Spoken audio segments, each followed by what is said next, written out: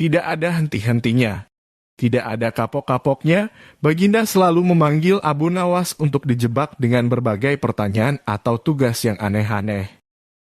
Hari ini Abu Nawas juga dipanggil ke istana. Setelah tiba di istana, Baginda Raja menyambut Abu Nawas dengan sebuah senyuman. Akhir-akhir ini aku sering mendapat gangguan perut, kata tabib pribadiku. Aku kena serangan angin, kata Baginda Raja pemulai pembicaraan. Ampun tuanku, apa yang bisa hamba lakukan hingga hamba dipanggil? Tanya Abu Nawas. Aku hanya menginginkan engkau menangkap angin dan memenjarakannya, kata Baginda. Abu Nawas hanya diam. Tak sepatah kata pun keluar dari mulutnya. Lah tidak memikirkan bagaimana cara menangkap angin nanti, tetapi ia masih bingung bagaimana cara membuktikan bahwa yang ditangkap itu memang benar-benar angin. Karena angin tidak bisa dilihat. Tidak ada benda yang lebih aneh dari angin. Tidak seperti halnya air walaupun tidak berwarna tetapi masih bisa dilihat. Sedangkan angin tidak. Baginda hanya memberi Abu Nawas waktu tidak lebih dari 3 hari. Abu Nawas pulang membawa pekerjaan rumah dari Baginda Raja. Namun Abu Nawas tidak begitu sedih. Karena berpikir sudah merupakan bagian dari hidupnya, bahkan merupakan suatu kebutuhan. Yakin bahwa dengan berpikir akan terbentang jalan keluar dari kesulitan yang sedang dihadapi. Dan dengan berpikir pula ia yakin bisa menyumbangkan sesuatu kepada orang lain yang membutuhkan, terutama orang-orang miskin. Karena tidak jarang Abu Nawas menggondol sepundi penuh uang emas hadiah dari Baginda Raja atas kecerdikannya. Tetapi sudah 2 hari ini Abu Nawas belum juga mendapat akal untuk menangkap angin apalagi memenjarakannya. Sedangkan besok adalah hari terakhir yang telah ditetapkan Baginda Raja. Abu Nawas hampir putus asa. Abu Nawas benar-benar tidak bisa tidur walau hanya sekejap.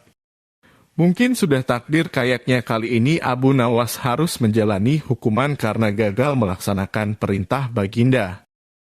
Lah berjalan gontai menuju istana.